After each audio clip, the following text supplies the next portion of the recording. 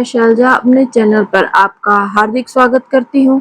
आशा करती हूँ आप सब स्वस्थ एवं प्रसन्न होंगे। आज मैं श्री शिव महापुराण के शतरुद्र संहिता के 8वां अध्याय में भैरवा अवतार का वर्णन करूंगी। कथा की शुरुआत होती है। नंदीश्वर बोले, हे सनत कुमार, हे सर्वज्ञ, अब आप भैरव की कथा सुने, जिसके सुनने मात्र से शिव भक्ति सुस्थिर हो जाती है। भैरव जी परमात्मा शंकर के पूर्ण रूप है। शिव जी की माया से मोहित मूर्ख लोग उन्हें जान नहीं पाते। हे सनत कुमार, चतुर्भुज विष्णु तथा चतुर्भुज ब्रह्मा जी भी महेश्वर की महिमा को नहीं जान पाते हैं। इसमें कोई आश्चर्य नहीं, क्योंकि शिव जी की माया दुर्जेय है। इसी माया से मोहित होकर ये सभी संसारी लोग उन परमेश्वर की पूजा नहीं करते हैं। यदि वे परमेश्वर स्वयं ही अपना ज्ञान करा दें, तभी सभी लोग उन्हें जान सकते हैं। अपनी इच्छा से कोई भी उन्हें नहीं जान पाता। यद्यपि परमेश्वर सर्वव्यापी हैं, किंतु मूढ़ बुद्धि वाले उन्हें देख नहीं पाते। जो वाणी एवं मन से परे हैं, उन्हें लोग मात्र देवता ही समझते हैं। हे महर्षि, इस विषय में पुराना इतिहास कह रहा हूं। हे तात, आप उसको श्रद्धा पूर्वक सुनिए। वह परमोत्तम और ज्ञान का कारण है। समस्त देवता और ऋषिगण परम तत्व जानने की इच्छा से सुमेरु पर्वत के अद्भुत और मनोहर शिखर पर स्थित भगवान ब्रह्मा के पास गए। वहां जाकर ब्रह्मा जी को नमस्कार किया और वे सब हाथ जोड़कर कंधा झुकाकर आदर पूर्वक पूछने लगे। देवता तथा ऋषि बोले, हे देवदेव, हे प्रजानाथ, हे सृष्टिकर्ता, हे लोकनायक, आप हमें ठीक ठीक बताइए कि अद्वितीय तथा अविनाशी तत्व क्या है। नंदीश्वर बोले, शिव जी की माया से मोहित वे ब्रह्मा जी परम तत्व को न समझकर सामान्य बात कहने लगे। ब्रह्मा जी बोले, हे देवताओं तथा ऋषियों, आप सब आदर पूर्वक सद्बुद्धि से मेरी बात सुने। मैं यथार्थ रूप से अव्यय परम तत्व को बता रहा हूं। मैं जगत का मूल कारण हूं। मैं धाता, स्वयंभू, अज, ईश्वर, अनादि भाग, ब्रह्म, अद्वितीय एवं निरंजन आत्मा हूं। मैं ही सारे जगत का प्रवर्तक, संवर्तक तथा निवर्तक हूं। हे श्रेष्ठ देवताओं, मुझसे बड़ा कोई नहीं है।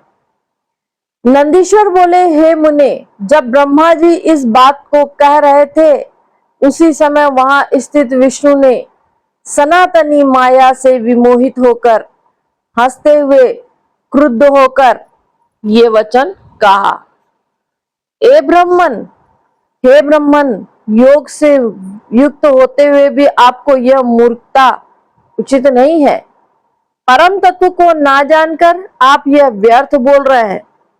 संपूर्ण लोकों का कर्ता परम पुरुष परमात्मा, यज्ञ स्वरूप नारायण, मायाधीश एवं परम गति प्रभु मैं ही हूं। हे ब्रह्मन, आप मेरी आज्ञा से ही इस सृष्टि की रचना करते हैं। मुझ ईश्वर का अनादर कर यह जगत किसी भी प्रकार जीवित नहीं रह सकता। इस प्रकार परस्पर तिरस्कृत होकर वे दोनों ही अर्थात ब्रह्मा और एवं विष्णु मोहवश एक दूसरे को जीतने की इच्छा कर आपस में वाद विवाद करते हुए अपने अपने विषय में वेद प्रामाण्य अपेक्षा से प्रमाण तत्वज्ञ मूर्तिधारी चारों वेदों के पास जाकर पूछने लगे।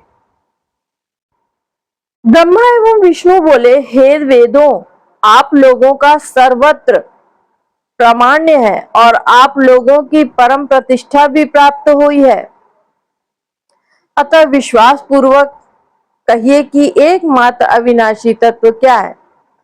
नंदीश्वर बोले, उन दोनों का यह वचन सुनकर ऋक, त्रिक आदि सभी वेद परमेश्वर शिव का स्मरण करते हुए यथार्थ बात कहने लगे। हे सृष्टि स्थिति करता सर्वव्यापी, देखो, यदि हम मान्य हैं तो आप लोगों की संदेह को दूर करने वाले प्रमाण को हम लोग कह रहे हैं। नंदीश्वर बोले, वेदों द्वारा कही गई विधियों को सुनकर ब्रह्मा और विष्णु ने वेदों से कहा, जो भी हो, जो कुछ भी आप लोग कहेंगे वही प्रमाण हम लोग मान लेंगे। अतः तत्व क्या है, इसे भली भांति कहे। ऋग्वेद बोला, जिनके भीतर संपूर्ण भूत स्थित है, जिनसे सब कुछ पवित्र होता है एवं जिन्हें परम तत्व कहते हैं, वे एकमात्र नहीं है। यजुर्वेद बोले, मनुष्य योग एवं समस्त यज्ञों के द्वारा जिन ईश्वर की आराधना करता है, जिनसे निश्चय ही हम लोग प्रमाणित हैं, वे एकमात्र सबके दृष्टा शिव ही परम तत्व हैं। सामवेद बोला, यह जगत जिनके द्वारा भ्रमण कर रहा है, योगी जन जिनका चिंतन करते हैं और जिनके प्रकाश से यह संसार प्रकाशित हो रहा है, वे एकमात्र त्र्यंबक शिव ही परम तत्व है। अथर्ववेद बोला, जिनकी भक्ति का अनुग्रह प्राप्त कर भक्तजन उनका साक्षात्कार करते हैं, उन्हें दुख रहित एवं कैवल्य स्वरूप मात्र शंकर को ही परम तत्व कहा गया है। नंदीश्वर बोले, वेदों का यह वचन सुनकर शिवजी माया से अत्यंत विमोहित ब्रह्मा और विष्णु से अचेत हो गए। फिर मुस्कुराकर उन वेदों से कहने लगे। ब्रह्मा एवं विष्णु बोले, हे वेदों, आप लोग चेतनाहीन होकर यह क्या प्रलाप कर रहे हैं। आज आप लोगों को क्या हो गया है। अवश्य ही आप लोगों को सारा श्रेष्ठ ज्ञान आप लोग का नष्ट हो गया है। प्रमथनाथ दिगंबर पीत वर्ण वाले धूली दूसरित निरंतर पार्वती के साथ स्मरण करने वाले अत्यंत विकृत रूप वाले जटाधारी बैल पर सवारी करने वाले तथा सर्पों का आभूषण करने वाले वे शिव निसंग परम ब्रह्म किस प्रकार हो सकते हैं। उस समय उन दोनों की बात सुनकर सर्वत्र व्यापक तथा निराकार प्रणव ने मूर्तिमान प्रकट होकर उनसे कहा। प्रणव बोला, लीला रूपधारी हर भगवान रुद्र अपनी शक्ति के बिना कभी भी रमण करने में समर्थ नहीं होते। वे परमेश्वर शिव सनातन तथा स्वयं ज्योति स्वरूप हैं। वे शिवा उन्हीं की आह्लादिनी शक्ति है, अतः आगंतुक नहीं है, अपितु उन्हीं के समान नित्य तथा उनसे अभिन्न है। नंदीश्वर बोले, उस समय ओंकार के इस प्रकार कहने पर भी शिव माया से मोहित ब्रह्मा और विष्णु का अज्ञान जब दूर नहीं हुआ, तब उसी समय अपने प्रकाश से पृथ्वी और आकाश के अंतराल को पूर्ण करती हुई एक महान ज्योति उन दोनों के बीच में प्रकट हो गई। हे मुने, उस ज्योति समूह के बीच में स्थित एक अत्यंत अद्भुत शरीर वाले पुरुष को ब्रह्मा और विष्णु ने देखा। तब क्रोध के कारण ब्रह्मा का पांचवा सिर जलने लगा और हम लोगों के मध्य वह पुरुष शरीर को धारण किए हुए कौन है। जब तक ब्रह्मा जी ये विचार कर रहे थे कि इतनी में उसी क्षण वह महापुरुष त्रिलोचन नील लोहित सजा शिव के रूप में दिखाई पड़ा। हाथ में त्रिशूल धारण किए, मस्तक पर नेत्र वाले सर्प एवं चंद्रमा को भूषण के रूप में धारण किए। उन्हें देखकर मोहित हुए ब्रह्मा जी हंसते हुए कहने लगे। ब्रह्मा जी बोले, हे नील लोहित, हे चंद्रशेखर, मैं तुम्हें जानता हूं, डरो मत।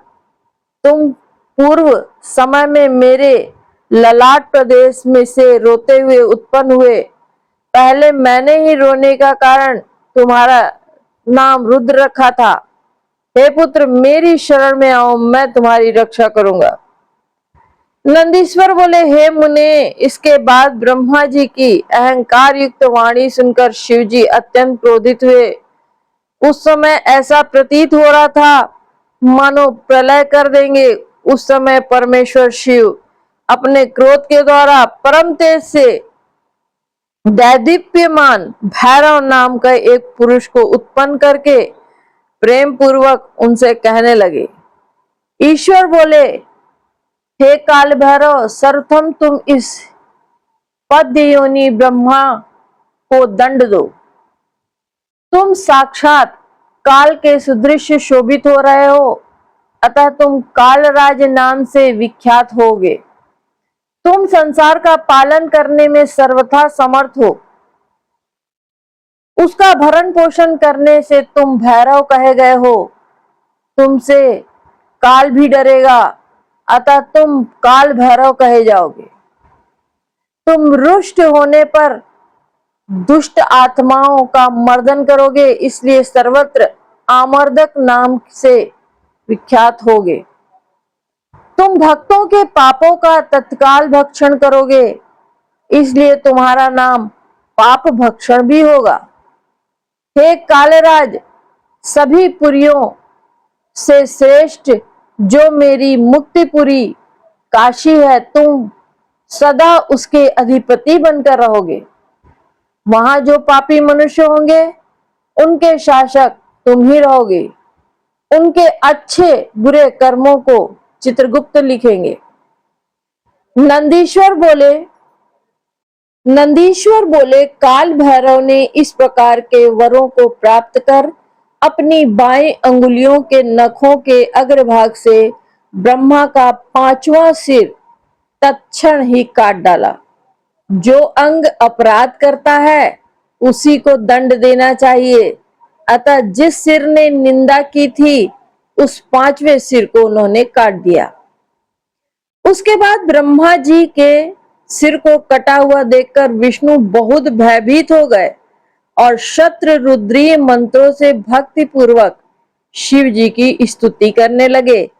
हे मुने, तब भयभीत हुए ब्रह्मा जी भी शतरुद्री मंत्र का जाप करने लगे। इस प्रकार वे दोनों ही उसी क्षण अहंकार रहित हो गए। उन दोनों को यह ज्ञान हो गया कि साक्षात शिव ही सच्चिदानंद लक्षण से युक्त परमात्मा गुणातीत तथा परब्रह्म है। हे सनत कुमार, हे सर्वज्ञ, मेरा यह उत्तम शुभ वचन सुनिए। जब तक अहंकार रहता है तब तक विशेष रूप से ज्ञान लुप्त होता है। अहंकार का त्याग करने पर ही मनुष्य परमेश्वर को जान पाता है। विश्वेश्वर शिव अहंकारी के अहंकार का नाश करते हैं, क्योंकि वे गर्वा पहारक कहे गए हैं। इसके बाद ब्रह्मा और विष्णु को अहंकार रहित जानकर परमेश्वर महादेव प्रसन्न हो गए। उन प्रभु ने उन दोनों को भय रहित कर दिया। उन दोनों को भय रहित कर दिया। प्रसन्न हुए भक्त वत्सल महादेव उन्हें आश्वस्त करके अपने दूसरे स्वरूप उन कपर्दी भैरव से कहने लगे। महादेव बोले, हे बार भैरव, ये ब्रह्मा और विष्णु तुम्हारे मान्य हैं।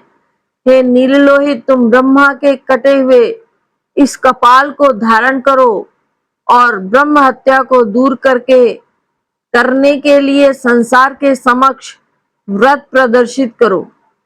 कपाल वृत धारण कर तुम निरंतर भिक्षाचरण करो। इस प्रकार काल भैरव से कहकर उन्हें उनके देखते देखते ब्रह्म हत्या नामक कन्या को उत्पन्न कर तेजो रूप शिवजी ने उससे कहा, तुम उग्र रूप धारण करने वाले इन भयंकर काल भैरव के पीछे पीछे तब तक चलो जब तक ये वाराणसीपुरी तक नहीं चले जाते। इनके वाराणसी में जाते ही तुम मुक्त हो जाओगी। वाराणसीपुरी को छोड़कर सर्वत्र तुम्हारा प्रवेश होगा।